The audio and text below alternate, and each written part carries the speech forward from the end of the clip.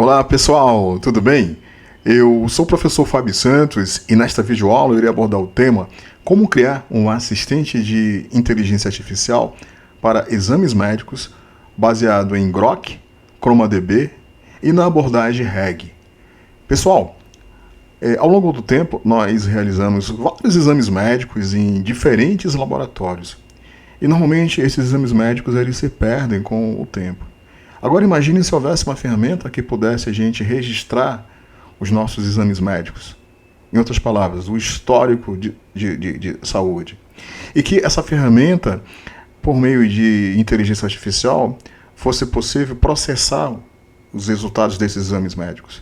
Imagine uma inteligência artificial que permite que a gente possa fazer consultas sobre os resultados dos exames médicos, inclusive comparar resultados e também receber recomendações de saúde, recomendações de ações que nós podemos realizar para melhorar os resultados dos exames médicos. Legal, né? Então, pensando nessa ideia, eu resolvi implementar um protótipo de uma ferramenta que utiliza, né, um assistente de IA para viabilizar que literalmente a gente possa conversar com os nossos exames médicos. Essa ferramenta ela tem como base a abordagem RAG, que eu já falei um pouco sobre essa abordagem em outras videoaulas, mas nessa videoaula eu vou falar novamente mais um pouquinho. E também faz uso, né, da Grok Cloud, Grok API, e do banco de dados vetorial ChromaDB. Daqui a pouco eu vou falar um pouco mais sobre essas ferramentas. Então vamos para uma demonstração.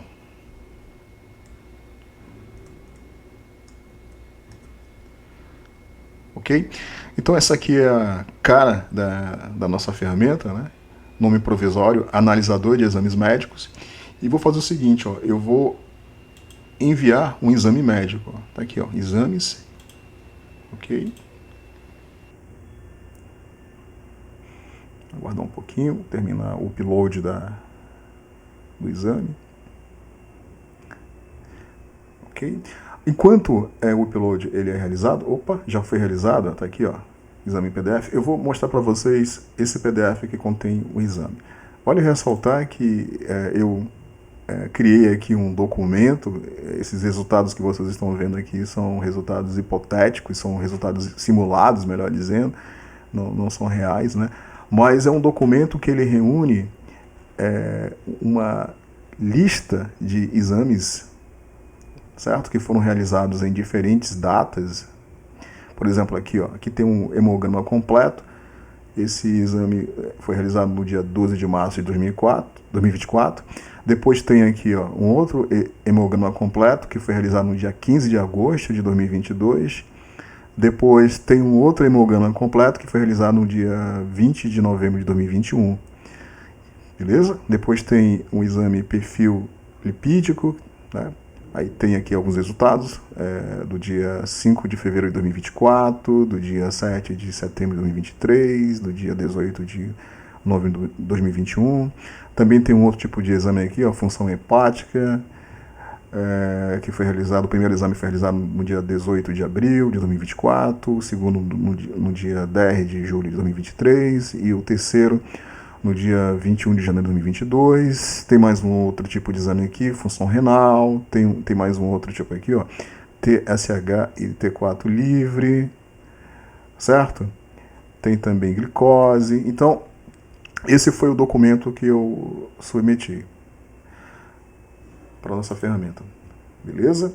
Vale ressaltar que a gente pode submeter vários PDFs. Então, agora eu vou fazer uma pergunta aqui, ó. Vou perguntar qual foi o valor da glicose,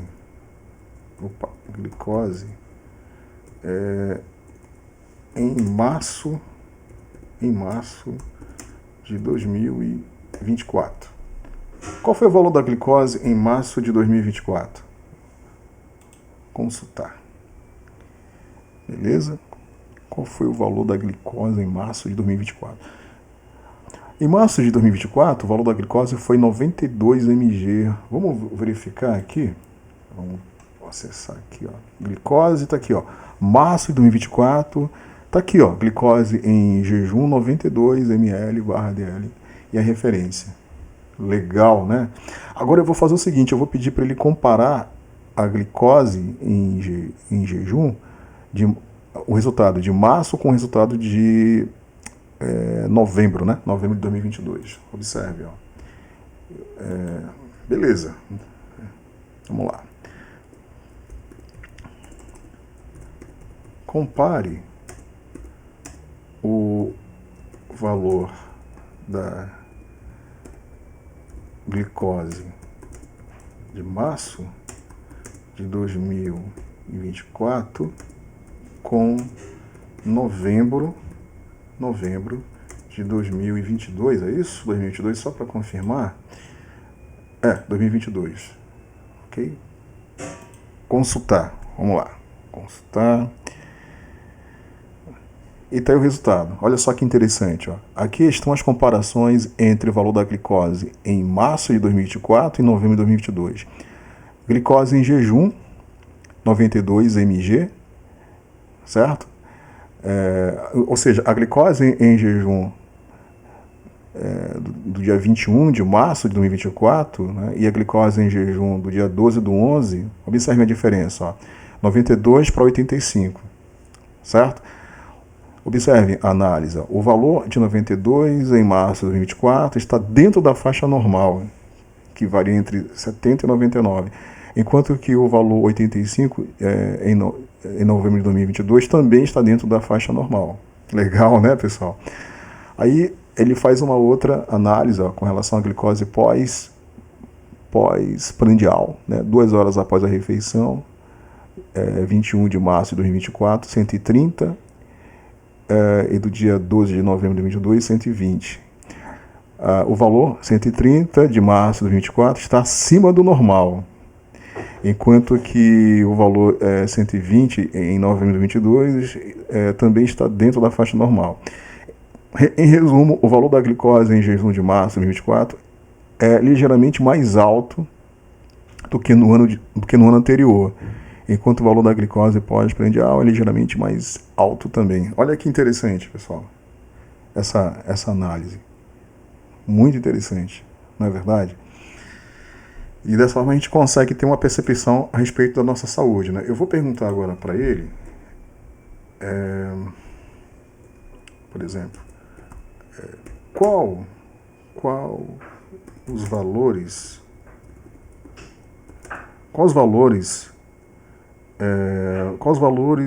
do colesterol, colesterol total, beleza? Quais os valores do colesterol total? Vamos ver aqui, qual vai ser o resultado. Olha que legal, pessoal. Sim, com base nos resultados do exame do perfil lipídico, o valor do colesterol total é de 190 no exame de 5 de fevereiro de 2024, 180 no exame de 7 de setembro, né, de 2023, 200 no exame de 18 de novembro de 2021. Portanto, todos os valores estão dentro da referência normal. Beleza? Certo? Eu vou fazer uma pergunta bem complexa. Eu vou perguntar para ele qual foi aliás, melhor dizendo, quais foram os resultados de exames que estão fora do normal. É uma pergunta complexa, beleza? Vamos ver se ele vai responder direitinho. Quais foram os resultados de exames que estão fora do normal? É uma pergunta realmente complexa. E está aqui o resultado. Nossa, vamos lá. Análise dos resultados dos exames. Pelos exames fornecidos, os resultados que estão fora do normal ou anormais são o hemograma completo, exame 1, especialmente as hemácias. Olha só, as hemácias, né? 4,2 milhões. Está aqui a referência 4 a 2,5, 4 referência 4, certo. Tem aqui também o TSH e T4 livre, que é a função tayloriana. Aqui tem o valor, aqui tem referência. Nossa, tem aqui vários resultados aqui. Esses resultados devem ser discutidos com seu médico para determinar se há uma conexão entre eles, para estabelecer um plano de ação adequado. Ok? Então é muito interessante, né? A ferramenta. Eu vou parar por aqui, eu não vou ficar fazendo mais perguntas, porque senão esse vídeo vai ficar muito longo. Mas é uma solução interessante, não é verdade? Né? Beleza?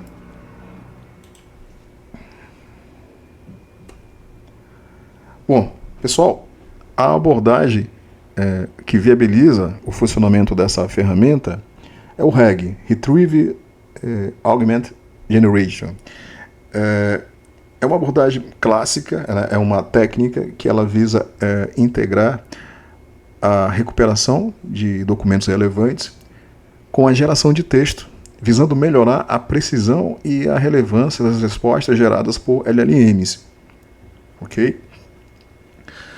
Então, os dados eles vão ser obtidos a partir dos documentos. Melhor dizendo, o contexto que o LLM ele vai utilizar para gerar uma resposta, esse contexto ele vai ser obtido a partir dos documentos. Essa figura ela ilustra o processo de RAG que eu empreguei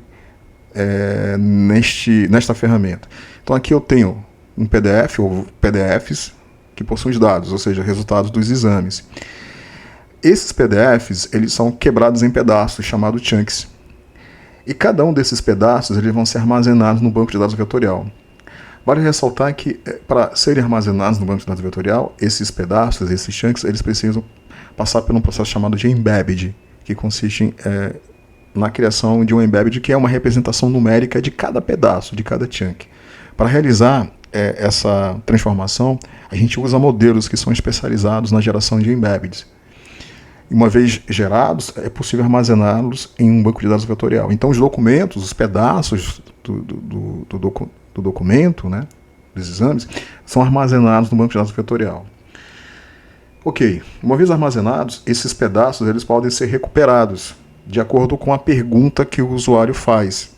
Então, esses pedaços, provavelmente, em um desses pedaços recuperados, terá a resposta para a pergunta do usuário. E aí, esses chunks recuperados, eles vão ser analisados pela LLM. Eles servirão de contexto para a LLM, que a partir desses chunks, desses contextos, ela vai conseguir extrair a resposta correta, que vai ser apresentada para o usuário por meio do assistente. Beleza? Ok? Então, é uma abordagem bem simples, entre aspas, né? Ela faz a combinação entre técnica de recuperação de informação com técnica de geração de texto. Beleza? Detalhe, quando o usuário ele faz uma pergunta, a pergunta do usuário, feita para o assistente, ela também vai ser transformada em um embedded para que possa ser possível realizar a consulta no banco de dados vetorial e obter os chunks recuperados, os chunks mais similares à pergunta do usuário. Beleza, pessoal? Ferramentas. Para desenvolver essa ferramenta, eu usei a Grok Cloud, especialmente a API da Grok Cloud, para que o assistente ele possa fazer o uso de um LLM, nesse caso o Llama 3. Foi usado o ChromaDB como banco de dados vetorial. Foi usado o Streamlit como framework de suporte à criação do front-end. Beleza? Eu já gravei várias videoaulas explicando como essas ferramentas elas funcionam, como instalar essas ferramentas. É bem simples a instalação, ok? Bem simples. Para instalar essas ferramentas, basicamente o que é que vocês vão ter que fazer? Vocês vão abrir um terminal e nesse terminal vocês vão precisar criar um ambiente virtual. Para criar um ambiente virtual, basta digitar exatamente esse comando aqui no terminal, python-m, espaço vm, espaço myenv. Então está sendo criado um ambiente virtual que se chama myenv. Uma vez criado, o próximo passo é ativar o ambiente virtual que foi criado. Para isso basta executar exatamente esse comando aqui, que vai ativar o ambiente virtual. Uma vez o ambiente virtual ativado, o próximo passo é instalar as ferramentas. Instalar o Grok, o ChromaDB, o Streamlit. Para isso, basta executar essa sequência aqui, esse comando. pip install grok, espaço ChromaDB, espaço Streamlit. Beleza? Certo? Uma vez instalado essas ferramentas, é possível a gente programar, né? E, consequentemente, rodar a ferramenta.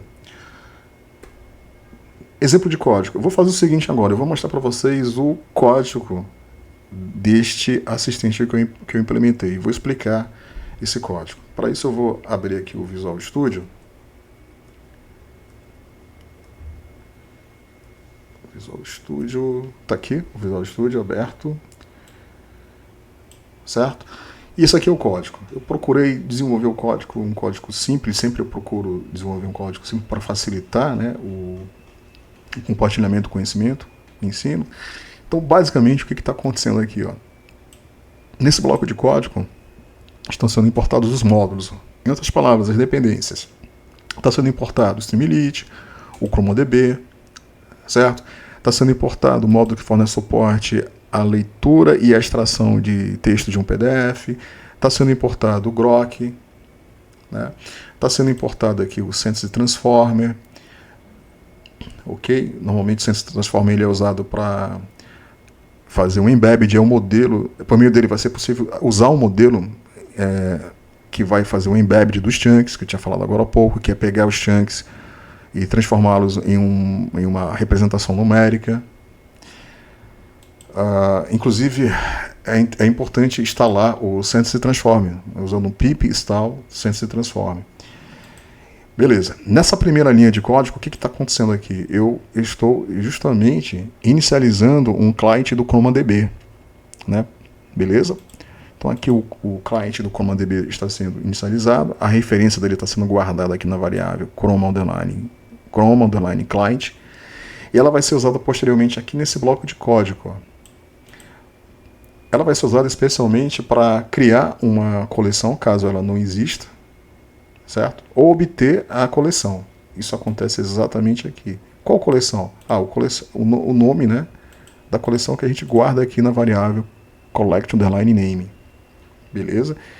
Então, torna-se possível, através dessa variável, verificar se já foi criada uma coleção de chunks, por exemplo. Né? Foi criado uma base de dados lá no ChromaDB. Né? Se não foi criada, ela vai ser criada. Se foi criada, ela vai ser obtida e vai ser guardada aqui na variável collection. Beleza? Então, aqui eu posso obter uma que já foi criada e aqui eu posso criar uma nova. No final, essa variável collect ela vai ter a referência do banco de dados. Depois, através da classe Synthesis Transformer, que eu havia falado antes, vai ser possível carregar aqui um modelo, ó, que é esse cara aqui. Esse modelo fornece suporte à criação de embedded. Então ele pega um texto e ele gera o embedded, a representação numérica deste texto. Ok? Então esse modelo, a referência dele vai ser guardada aqui na variável model. Okay? E observem que a variável model está sendo usada dentro da função embedded_texto, ou seja, é essa função que vai receber como entrada um texto e vai gerar como saída o embedded, a representação numérica dele. Para poder fazer isso, essa função vai usar o modelo, que é esse cara aqui, beleza? Para fazer essa conversão, gerando como saída o embedded. A próxima função é a função que vai ler o arquivo PDF e extrair o texto. Então, essa função ela recebe o path, ou seja, o path do diretório, onde o exame, né, onde os exames são localizados. E o que essa função vai fazer é exatamente usar o módulo fits, para ler o PDF, certo? Conseguir justamente extrair o texto do PDF. Esse texto, uma vez extraído, ele vai ser guardado aqui na variável text, né? E aí, aqui, ó, vai ser guardado exatamente aqui. E aí, na sequência, ele vai ser usado como argumento de entrada para uma função chamada clean_text. Essa função clean_text ela foi implementada aqui. Ó. O que ela vai fazer? Ela vai limpar o texto. Como é que ela vai limpar o texto? Por exemplo, ela vai remover espaços extras e novas linhas desnecessárias. Essa função ela poderia ser bem mais complexa, inclusive, para eliminar alguns caracteres especiais, por exemplo, certo? Mas eu resolvi apenas remover espaços. Beleza? Então observem que o texto vai ser lido, vai ser extraído do PDF, ele vai ser limpo, né? Vai ser retornado, ok? Depois nós temos uma outra função, que é a função chunk_text. É essa função que recebe o texto do PDF, ou seja, o resultado de um exame, e que ele vai ser quebrado em pedaços, em chunks. Cada pedaço vai ter 512 caracteres. Normalmente 512 caracteres é um padrão, um comprimento padrão de chunks. Beleza? Depois nós temos aqui uma função que é a que fornece suporte ao upload de PDF. Ela viabiliza que seja possível realizar o upload de um exame para a nossa ferramenta. Beleza? Depois nós temos aqui uma função muito importante, que é o recuperador. Essa função que ela vai viabilizar que seja possível realizar uma recuperação de chunks mais similares à questão do usuário. Então, essa função ela vai fazer uma query, uma consulta no banco de dados vetorial com uma DB, recebendo como entrada a query, ou seja, a questão do usuário. A questão do usuário pode ser, por exemplo, qual é o valor da glicose em março de 2024. E aí ela vai retornar, observem, top underline k igual a 5. Os 5 chunks mais similares, ou seja, os chunks que provavelmente terão a resposta para a questão do usuário. Beleza? Então observe que através daquela variável collection que ela está apontando para o banco de dados, banco de dados criado lá no ChromaDB, vai ser possível realizar uma query, certo? Essa query vai receber como primeiro parâmetro um embedded da query. Observem que a query que foi passada como entrada para a função, está aqui ela vai ser enviada para aquela função embedded_text, que vai pegar essa query e vai transformar num embedded, uma representação numérica que vai ser guardada aqui na variável query_embedded, que vai ser passada como entrada justamente como parâmetro de entrada para a função query. Lembrando que a função query vai realizar a consulta lá no banco de dados vetorial. Para poder realizar a consulta, ela recebe o embedded da query, da questão do usuário, para que seja possível comparar com os embeddeds de cada documento, de cada chunk, melhor dizendo, que está guardado lá no banco de dados vetorial, para retornar os 5 mais similares. Então, o resultado da execução dessa função será os documentos mais similares. Beleza? Depois nós temos aqui justamente o carregamento da API Grok. Eu estou passando aqui a chave da API. Essa chave, para ser gerada, eu expliquei em videoaulas passadas como é que faz para a gente obter essa chave, certo? É bem simples, eu vou mostrar para vocês aqui rapidinho, eu não tinha planejado isso, mas vamos lá, eu vou acessar aqui, Grok Cloud, eu vou colocar na descrição desse vídeo todos esses links, eu vou acessar aqui com uma conta, especialmente eu recomendo usar o Google, vou usar aqui uma conta. Pronto, acessei. Uma vez acessado o Grok Cloud, basta vir aqui, API Case. Pronto, bem fácil. Clicar aqui no botão Create API Key, vai ser criada uma chave, copiar a chave e levar essa chave para cá, colar essa chave aqui. Beleza? Basicamente isso. Recomendo não fazer dessa forma que eu estou fazendo, tá? Eu recomendo pegar essa chave e colocar no arquivo .env. Essa é a forma mais correta. E aí usar o módulo OS para que seja possível, através desse módulo, ou outro módulo que permite que a gente possa obter o valor da chave a partir do arquivo .env. Beleza. Aqui nós temos uma função muito importante. Observem aqui, Generate_Decision. Essa função é muito importante porque ela vai receber como entrada esse new_document. Se refere à questão do usuário, um documento que se refere à pergunta do usuário. E vai receber também como entrada os documentos mais similares que foram retornados lá do banco de dados vetorial. Então, olha só que legal. Aqui, é onde a gente vai configurar o LLM através de um prompt, certo? Então eu estou configurando através desse message, eu estou configurando o comportamento do LLM. Ó. Observe aqui, ó. Você é um assistente de saúde que fornece respostas em português para a questão do usuário, certo? E a mensagem vai levar também a questão do usuário. Observem aqui, ó, input underline texto. Essa variável input underline texto está aqui ela vai receber exatamente, ó, ela vai ser composta exatamente pelo documento novo. O que é o documento novo? Se refere a uma questão do usuário, certo? E vai ser composta pelos documentos mais similares. Então, olha só que interessante. O contexto que vai ser enviado para o LLM para que ele possa gerar a resposta, esse contexto ele vai ser formado, repito, pelo prompt, que define o comportamento do LLM, e pelo input do underline texto, que contém a questão do usuário e os documentos mais similares, ou seja, os chunks mais similares, né, que provavelmente terão uma resposta para a pergunta do usuário. Beleza? E aí, pessoal, na sequência, basicamente o que nós temos aqui é front-end, né? Então eu usei o Streamlit, conforme já falei, para criar o front-end. Aqui está sendo criado o título da página. Opa! Aqui está sendo criado o título da página, certo? Aqui está sendo criado o elemento que permite que o usuário possa fazer o upload do PDF. Aqui está sendo criado a caixinha de texto que permite que o usuário possa digitar uma consulta, né? Depois, ó, aqui está sendo criado o botão, quando o usuário clica, no caso aqui o botão consultar, vai ser realizado uma consulta, certo? Para realizar uma consulta, esses passos aqui são necessários. Primeiro, verificar se o usuário fez realmente o upload de um exame. Se o usuário, se ele tiver feito se ele ainda não tiver feito, né, o upload do exame, vai ser exibida essa mensagem aqui, ó, por favor, faça um upload de um PDF. Se ele já tiver feito o upload, né, observem aqui, ó,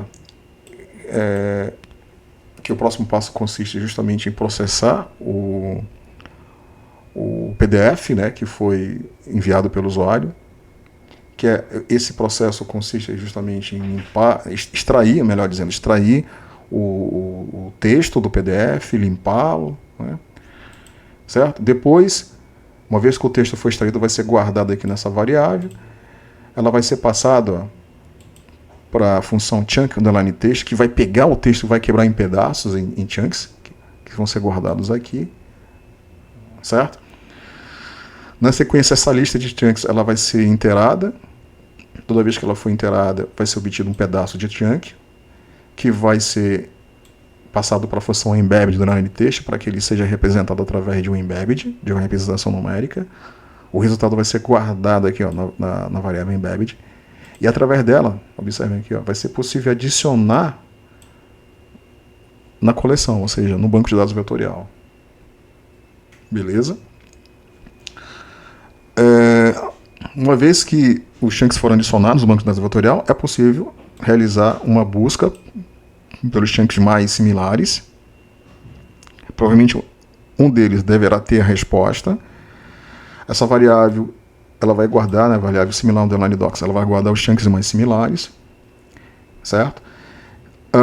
Essa variável vai ser passada como argumento de entrada justamente com a consulta do usuário para aquela função importante que agora há pouco expliquei, a generate underline decision, que é essa função aqui, ó, que é ela, conforme eu já falei, que vai configurar o LLM para que ele possa gerar uma resposta. Qual é o LLM? O Llama, né? O Llama 3, eu não tinha falado, né? Esse é o modelo, o Llama 3 que vai ser utilizado. Beleza? Então, essa função recebe a query, a questão do usuário, o usuário digitou aqui, ó, já vai chegar, vai digitar lá a pergunta, vai ser guardada aqui na variável query. E aí a variável query é uma dos argumentos de entrada da função generate underline decision mais os documentos similares. O resultado vai ser a resposta que vai ser guardada aqui na variável result. E aí, finalmente, através do elemento write, do Streamlit, eu vou poder printar a resposta, o conteúdo da resposta. Beleza? Certo? Ok? Pessoal, esse código normalmente eu disponibilizo no repositório para membros do canal. Basta ser membro bronze que vocês vão ter acesso a esse código. Ok? Então vocês viram que não é um código muito complexo e ele fornece suporte, ele implementa a abordagem RAG, fazendo uso da API Grok, né? Grok Cloud, fazendo uso do banco de dados ChromaDB, fazendo uso de um modelo de suporte à geração de embedded, que é exatamente esse cara aqui, beleza? Por meio da classe Sentence Transform, certo? Então, assim, para quem gosta de programação, para quem gosta de trabalhar com código, aqui é possível nós observarmos uma versão de RAG implementada, programada, né, literalmente. E em vídeos passadas eu mostrei como criar uma IA usando ferramentas de alto nível no code, como por exemplo o FlowEasy AI. Né? Eu particularmente eu gosto muito de programação e eu normalmente prefiro trabalhar dessa forma nos meus projetos. Beleza, pessoal? Então é isso, eu espero que vocês tenham gostado desta videoaula. Se vocês gostaram, peço a gentileza que ajude a gente aí, pessoal, dando like aí nesse vídeo, compartilhando com seus colegas que estão interessados por inteligência artificial, beleza? Para ajudar a gente, para que o nosso canal possa crescer um pouco mais e a gente possa continuar com esse trabalho. É isso, pessoal, um forte abraço.